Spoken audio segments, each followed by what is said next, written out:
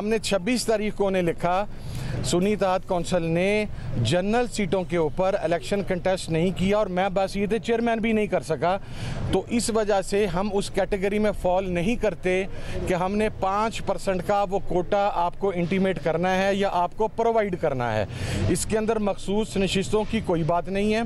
हमने किसी जगह पर यह बात नहीं कही कि हमारी रिजर्व सीट्स बनती नहीं हैं या हमें रिजर्व सीट चाहिए नहीं। ख़त में कहीं ये नहीं लिखा कि हमने लिस्ट नहीं देनी या हम रिज़र्व सीट्स नहीं चाहते, इसलिए वो लेटर का कोई रेलेवेंसी नहीं है इस केस से। ऐसे एग्जांपल्स हैं, एक तो इलेक्शन कमीशन ऑफ पाकिस्तान की जजमेंट है जिसमें बाप के केस में बाप की एक पार्टी थी, उन्होंने भी लिस्टें नहीं दी थी, लेकिन उनको बाद में लिस्ट देने की इजाज़त दी गई। इलेक्शन कमीशन मखसूस नशस्तों से इनकार का सुन्नी इत्तेहाद काउंसिल का 26 फरवरी का खत सामने ले आया। चीफ इलेक्शन कमिश्नर ने PTI के अली जफर से कहा, सुन्नी इत्तेहाद काउंसिल ने खत में कहा है कि ना उन्होंने इलेक्शन लड़ा है और ना ही उन्हें मखसूस नशस्तों की फहरिस्त देने की ज़रूरत है। जब सुन्नी इत्तेहाद काउंसिल को मखसूस नशस्तें चाहिए ही नहीं, आप क्यों उन्हें मजबूर कर रहे हैं? बैरिस्टर अली जफर का खत से इजहार लाइल्मी। चेयरमैन सुन्नी इत्तेहाद काउंसिल हामिद रजा का इलेक्शन कमीशन पर अपने जवाबी खत को गलत रंग देने का इल्ज़ाम। कहा, इलेक्शन कमीशन का खत जनरल इलेक्शन में खवातीन के 5% कोटे से मुताल्लिक था जो सुन्नी इत्तेहाद काउंसिल ने नहीं लड़ा। हमने मखसूस नशस्तों से इनकार नहीं किया।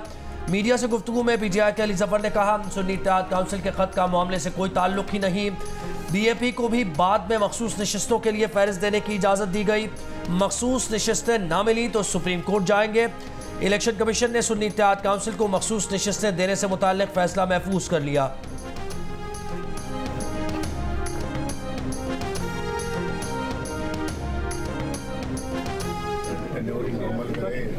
असेंबली अपना टेनर मुकम्मल करे, हर सियासी अदम इस्तेहकाम खत्म हो सकेगा। एक मिनट रास्ता से मोबाइल जी मसला नहीं है।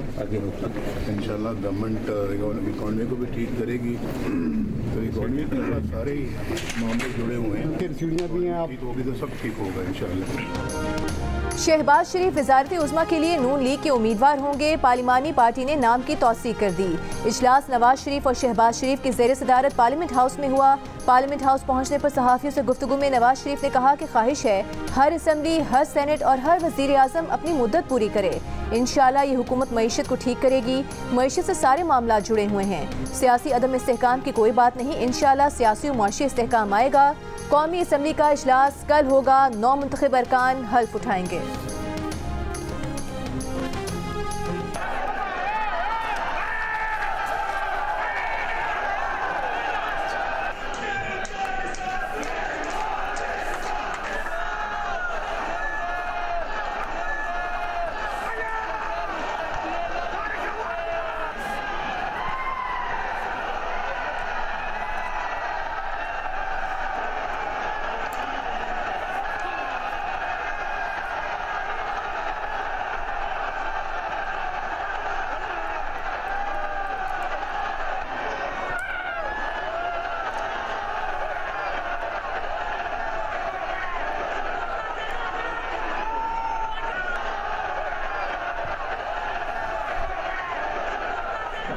के दिल से हाथ उठाता हूँ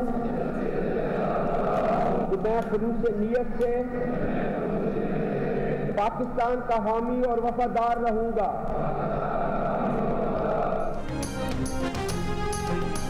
खैबर पख्तूनख्वा असेंबली में धक्कम पेल, तल कलामी और बदनज़मी, लोटे और जूते चल गए, हंगामा आराई, शोर शराबा और नारे। बगैर पासिस गैलरी में घुसने के लिए धींगा मुश्ती। गुंजाइश से ज़्यादा अफराद गैलरी में भर गए। नून लीग की रोकन सोबिया शाहिद ऐवान में मौजूद लोगों को घड़ी और लोटा उठाकर दिखाती रहीं।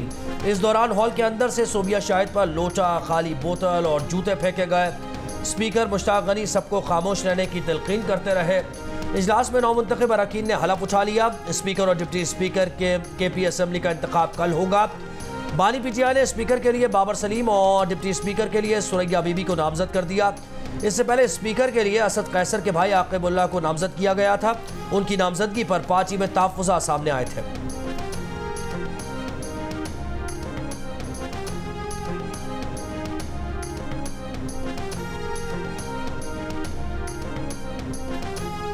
मैं ज़मरक खान सच के दिल से हल्फ उठाता हूँ कि मैं खलूस नत से पाकिस्तान का हामी व वफादार रहूँगा। बलूचिस्तान असम्बली के 9 मुंतखब अरकान ने हल्फ उठा लिया। जाम कमाल खान, सादिक संजरानी, सरदार अख्तर मेंगल और सरफराज बुख्ती हल्फ बर्दारी के लिए असम्बली नहीं पहुंचे। बलूचिस्तान असम्बली के स्पीकर, डिप्टी स्पीकर का इंतखाब कल होगा।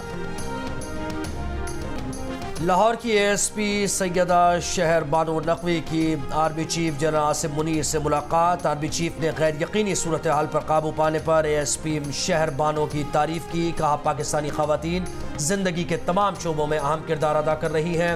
खवातीन पाकिस्तानी मुआशरे का एक अनमोल हिस्सा हैं। उनका एहतराम हमारे मजहब के साथ साथ हमारी मुआशरती अक़दार में भी शामिल है। तहफ़्फ़ुज़ात और शिकायत के हल के लिए कानूनी रास्ते मैसर होते हुए कानून को हाथ में न लिया जाए। बेदअत की बुनियाद पर मनमानी कार्रवाइयाँ मुआशरे के नुक्ता नज़र को कमज़ोर करती हैं। बहादुर ऑफिसर शहर बानो नकवी ने 26 फरवरी को लाहौर के इचरा बाजार में एक खातून को मुश्तइल हुजूम से बचाया था। दोनों पार्टियां आपस में मिली हैं, उनके नंबर पूरे हो गए और उनको उन्होंने सदर पाकिस्तान का ओहदा दे दिया है, चेयरमैन सेनेट दे दिया है, 2 गवर्नर दे दिए हैं।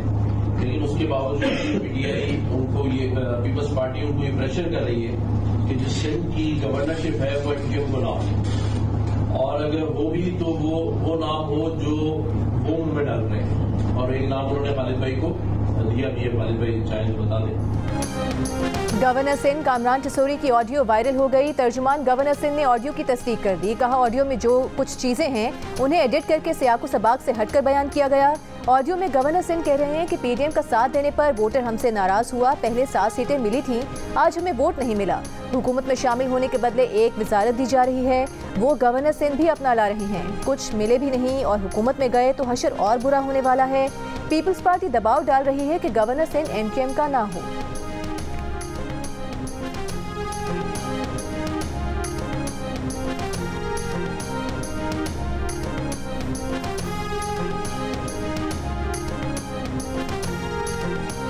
सहाफ़ी असद अली तूर को 5 रोज़ा जिस्मानी रिमांड पर FIA के हवाले कर दिया गया। गिरफ्तारी के बाद असद अली तूर को इस्लामाबाद की डिस्ट्रिक्ट एंड सेशन कोर्ट में पेश किया गया था। गिरफ्तारी पर human rights commission of Pakistan का इजहार तशवीश।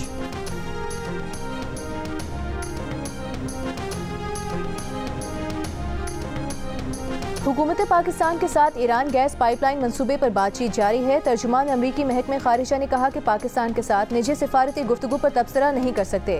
तवानाई की कमी के बहरान से निमटने में पाकिस्तान की मदद करना अमरीका की तरजीहात में शामिल है। अमरीका ने पाकिस्तान में 4000 मेगावाट तवानाई की सलाहियत के इजाफे में मदद की है। अमरीकी मंसूबों की मदद से आज 50 मिलियन से ज्यादा पाकिस्तानियों के घरों को बिजली मिल रही है।